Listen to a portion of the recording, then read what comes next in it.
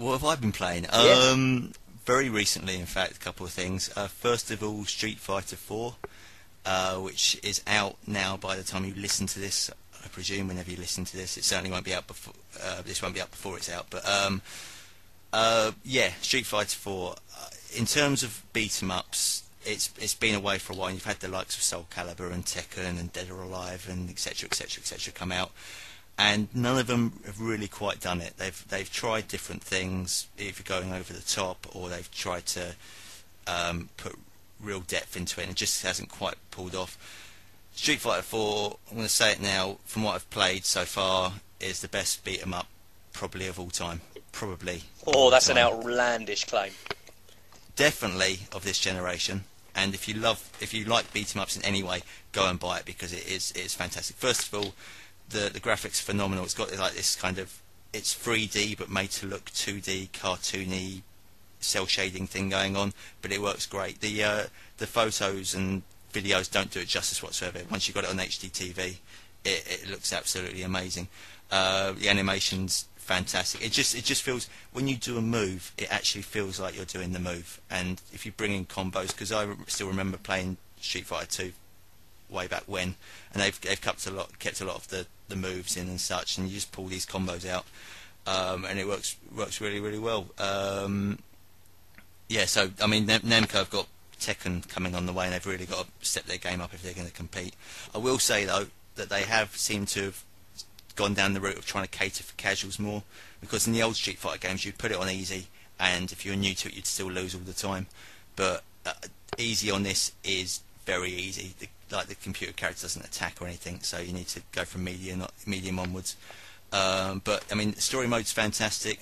Soul Calibur didn't have a story mode really, but this has like anime style cutscenes, and even if you get the collector's edition, it even comes like with a Blu-ray film of an anime thing. I haven't watched it yet, but yeah, if you like beat 'em ups of any kind, get it. It's on PS3, 360, coming out soon on PC, I think. I just got a quick question. I don't like Cool. beat 'em ups of any kind. Is it worth getting? That's just a personal thing, but is it? Would you recommend it to people who don't like to get into them? Is it a game that will get people into beat 'em ups? Yeah. I mean, mainly because of its because some of the faults you'd have. It depends. What about beat 'em ups put you off whenever you play them? It's the anarchic nature of the button bashing. And the No, that's complete the thing what Street thoughtlessness. Fighter's about. In my opinion, it's the complete thoughtlessness that goes in to winning. Right. Well, there Okay. seems to be In that more- case, you might have a chance for Street Fighter, because with something like Soul Calibur or maybe Tekken to it. No, not so much, but Dead or Alive definitely. Or Mortal Kombat as well. You could get through button bashing, and there wasn't really any thought to it. With Street Fighter, what's so great about it is that you learn ways to attack different opponents. So you'll know there's certain characters that you shouldn't jump up against because they'll have attacks to take you down. And through playing and learning and such, you really do feel like you're in complete control of the character. So you don't. I've never yet been frustrated with going, I didn't mean to do that move, or there's no cheap hits from the computer characters or human people, because it naturally flows. Right, cool. I'll have to have a look then. Yes, yeah. I'll definitely rent it if you. But definitely the best beat 'em up. Definitely the best beat 'em up. Looking forward to getting that tomorrow. Yay! Yes. Another thing that came out this week for 360, and 360 exclusive as well, which pissed off a few people, is the expansion pack to GTA 4, The Lost and the Damned, which is 1,600 Microsoft points. For that, just to rattle off the stats, just to say what you get quickly, you get a new chapter storyline with all new characters, and it lasts about 10 hours. I haven't finished it, I'm nowhere near finishing it, but it lasts about 10 hours, which is about a third of the normal game. You get loads of new cars, you get loads of new bikes, you get new music for your radio stations, you get new TV shows, you get new comedians on the comedy stages, you get new weapons. Brilliant. It's exactly how DLC should be. You get all these cheap things that come out, and Burnout's a bit to blame recently, where they're charging money for cars, individual cars. It's a bit of a rip-off, but this is how they should do it. It just feels like you're buying an expansion pack. If you were to buy a PC expansion pack, this would be 20 quid, say, and you get exactly what you pay for. The cutscenes are as great as in GTA 4. They've got new voice talent, and it's as if they've put as much effort into that as they did with the main game. So you're not getting some cheap knockoff. It's very cutscene heavy. I mean, the download itself is about 2 gigs. So to give you an idea of how much audio and video there is in that, especially as they're using the main, the cities exactly the same. The only criticism I will have so far, actually another thing that's got 7 new multiplayer modes, but I haven't tried them out yet, but a criticism I would have is that because this is based on a biker gang, when you're travelling from place to place so far, so in the early stages anyway, it's very bike heavy, and I'm not fully convinced by the bike controls. The car controls and all that is absolutely fine, but I don't know about you, but with the bikes in the game, they're not quite there. I did find them a little bit awkward at times. Well, as Matt mentioned last night, we were playing online and on GTA 4, and the bike physics seem to be slightly different. They seem to be easier to control because it's a bike-orientated game.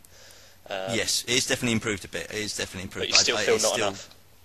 Yeah, I mean, later on, I'm presuming you'll get cars and stuff, and it'll be back to normal GTA. But because it's set around a bike gang, and you're playing the vice leader of this gang, all the missions so far have been you with 6 other people on bikes going to a place, killing a load of people, going back to your hideout and stuff like that. I should point out that that's morally reprehensible. Sounds charming. And illegal. Yeah. So don't do that. It's fun though. Don't say that. The DPAB podcast does not condone such acts of violence. It does not condone murder or rape. No, or drug, I would take that back. I never mentioned rape. Yeah, well, I'm just covering in case we get any letters. Actually, spoiler. It's a little spoiler, but it's all over the news at the moment anyway. There's a cutscene which has a guy fully naked in it. So you got that to enjoy. And they actually animated the penis. How do you mean actually animated the penis? You mean it gets up and does a little dance? No, it kind of... Wiggles about. Do you reckon they did like the white dot modelling? They did like like in the same way they did Gollum. Do you reckon they just stuck a guy in a suit and put all over his balls all over his penis? Probably, but that's like there's people on message boards who refuse to buy this DLC because it's got a cutscene with a penis in it. Oh yeah, but that's homophobe for you. Yeah. I've got a quick question. Do you reckon the basis on which, I mean, how soon? When was this released after GTA 4? How long's it been? Nearly a year. Would that suggest to you in that case that now they've got the game engine up and running in order to create a city, that we can look forward to it not being a million years until we get things like maybe another Vice City, or probably not San Andreas, because that game was just so big.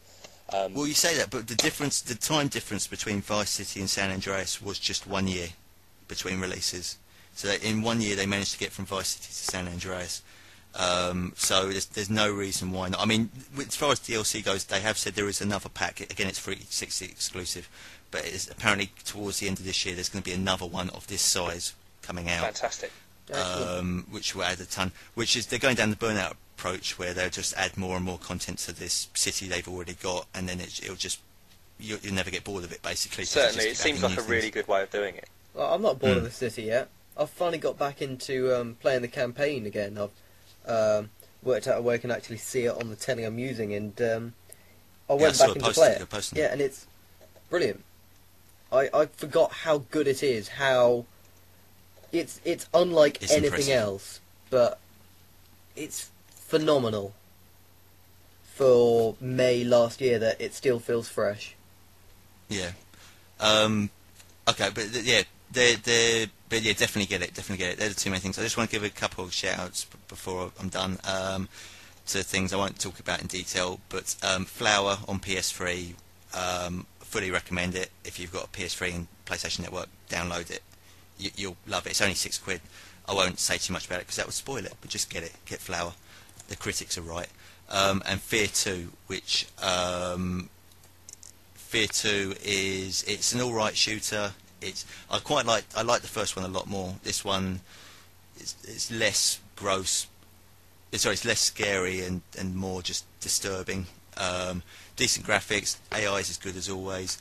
but it's still very much going through offices. And if you've played the first F.E.A.R, you'll know exactly what happens there. It's getting fairly dull. There's not a great storyline. And I tried to play online, and there's no one playing online at the moment, so don't even bother going down there. So that's definitely a rental. But that's what I've been playing recently.